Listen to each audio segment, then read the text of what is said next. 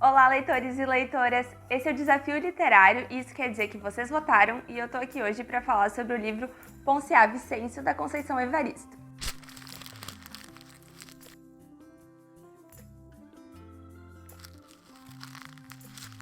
Eu sou a Jéssica, sou estagiária da Biblioteca Municipal Viana Mug de São Leopoldo, estudante de letras e leitora. Mas antes de começar a falar sobre esse livro impactante e necessário, eu vou falar um pouquinho sobre a autora, que é a Conceição Evaristo, uma das mais reconhecidas escritoras da atualidade. A Conceição Evaristo nasceu em 1946 em Belo Horizonte. E ela conta que a literatura sempre esteve presente na vida dela de uma forma ou de outra, mesmo muito antes de ela sequer pensar que um dia ela seria escritora. Mas esse contato dela com a literatura sempre foi por meios subalternizados, como pelas mulheres da família dela que eram empregadas de escritores. Outra coisa interessante é que a mãe dela era uma lavadeira autodidata e ela costumava ter um diário onde ela ia anotando pensamentos e sobre o dia a dia dela. Então já dá pra ver que essa vontade, esse ímpeto de escrever não vem do nada. A Conceição Evaristo é doutora em literatura, mas ela começou a publicar os primeiros textos só a partir dos 40 anos de idade. E Ponciá Vicêncio foi o primeiro romance que ela publicou, que foi em 2003. E já que a gente está falando da autora, eu não posso deixar de comentar sobre o prefácio dessa edição do livro, que a própria Conceição Evaristo escreveu e que é muito interessante, já dá uma atmosfera para o livro, mesmo antes da história começar. A Conceição Evaristo é uma mulher preta e a personagem Ponciá Vicêncio também. E apesar de elas terem histórias de vida muito diferentes, a Conceição Evaristo afirma nesse prefácio que ela vê a Ponciá como uma correspondência, um ponto de identificação que ela mesma criou, e quando ela relê a história, ela consegue se identificar com a personagem. Então eu vou ler um trechinho desse prefácio. A nossa afinidade, Ponciá e eu, é tão grande que apesar de nossas histórias diferenciadas, muitas vezes meu nome é trocado pelo dela. Recebo o nome da personagem de bom grado. Na confusão, já me pediram autógrafo, me abordando carinhosamente por Ponciá Evaristo. E distraída quase assinei, como se eu fosse a moça ou como se a moça fosse eu. Tá, mas então vamos para a história. A personagem principal, como vocês já devem ter imaginado a essa altura, é a Ponciá Vicêncio. Ela vai ter ao longo de todo o livro uma ligação muito forte com o vô dela, o vô Vicêncio. Eles até compartilham algumas características que a menina logo quando bebê vai mostrar e a família vai perceber. O vô tinha um braço cotoco, que ele mesmo cortou. Ele era um escravo e sofria muito por isso, até chegar a um ponto de ele enlouquecer e matar a própria esposa, a avó dela, e cortar o próprio braço. Então a menina, quando ela é bebê, ela já fica com o bracinho virado para trás, imitando como se fosse um cotoco, igual o vô dela. Outra coisa que tem também é que o vô Vicêncio chorava e ria. Em vários momentos no livro aparece essa expressão, que ele chorava e ria, chorava e ria, e a Ponciá vai ter essa mesma característica também. E esse elemento eu acho muito interessante, porque me lembrou várias vezes aquela frase que a gente costuma dizer quando está diante de uma situação que a gente não sabe muito bem como reagir, e a gente fala que não sabe se ri ou se chora. Essa impressão que me dá, eles também não sabiam se riam ou se choravam da situação, então acabavam fazendo as duas coisas ao mesmo tempo. Das tantas marcas que a escravidão vai deixar nessa família, que acaba sendo uma família genérica, porque pode representar tantas famílias brasileiras, né? Uma delas é o sobrenome.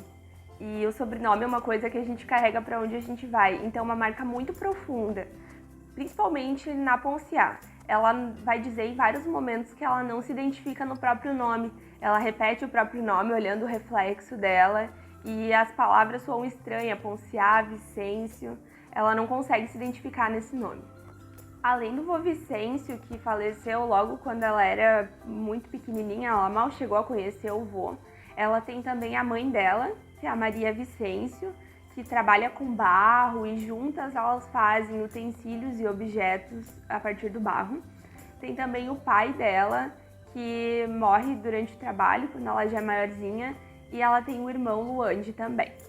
A história da protagonista vai se desenrolar a partir da morte do pai dela e da decisão que ela toma de morar na cidade. de sair lá da vila onde ela morava com os seus para ir em busca de um destino diferente, tentar alterar o destino dela e interferir no mundo de alguma forma que seja para fora daquela vida que ela tinha com aquelas pessoas que ela cresceu junto.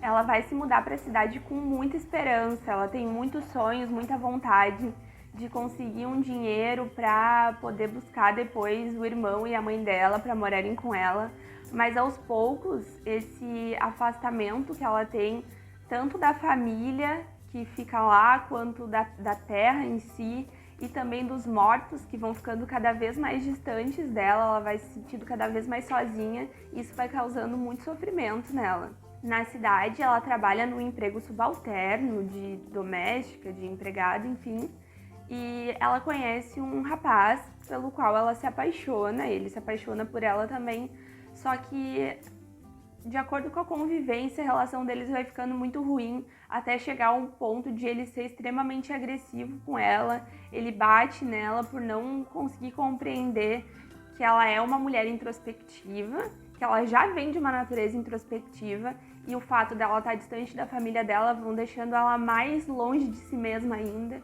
e provocando cada vez mais essas situações em que ela se senta numa cadeira e fica por horas e horas sem falar. Sobre as características dessa obra, daria para falar sobre muita coisa. Apesar de o livro ser bem curtinho, ele tem pouquinhas páginas, ele carrega muitos significados, muitos recursos e muitas simbologias. O livro é narrado em terceira pessoa e ele não tem uma ordem cronológica. Os fatos vão sendo narrados mais de acordo com as memórias dos personagens, então vai estar ocorrendo alguma coisa ali naquele instante, aí vem uma lembrança e volta para o passado, vai seguindo mais ou menos esse ritmo. Fatos históricos vão aparecendo como referência e como construção dessa história em vários momentos, como a Lei Áurea e o Ventre Livre. Outra coisa que acontece também em relação aos fatos históricos é que eles vão sendo recuperados pela Ponciá conforme ela vai refletindo sobre um instante agora da vida dela, que já está fora desse momento histórico, mas que ela puxa ele como referência para ajudar a entender aquela situação. De que valer o padecimento de todos aqueles que ficaram para trás? De que adiantar a coragem de muitos em escolher a fuga, de viverem o ideal quilombola? De que valer o desespero de vô Vicêncio? Ele, num ato de coragem e covardia, se rebelara. Mataram uns dos seus e quisera se matar também. O que adiantara? A vida escrava continuava até os dias de hoje. Sim, ela era escrava também. Escrava de uma condição de vida que se repetia. Escrava do desespero, da falta de esperança, da impossibilidade de travar novas batalhas, de organizar novos quilombos, de inventar uma outra e nova vida. Outra coisa muito importante nessa obra é a ancestralidade, e ela vai ficar muito evidente quando a família Vicêncio vai procurar a Nengua Cainda, que é uma senhora curandeira e uma sábia, para procurar conselhos e soluções para os problemas que eles têm que enfrentar ali ao longo do enredo. E ela vai ajudar eles a entender e encarar situações por um viés místico. Outra coisa que remete também à ancestralidade é a conexão que essa família vai ter com a terra. E falando de recursos linguísticos, né, de como essa autora vai escrever essa obra, vai transmitir no papel as coisas que ela quer, a oralidade é uma questão muito importante, porque ela vai trazer palavras que são tradicionais da oralidade, principalmente na conversa mineira, para dentro dessa obra.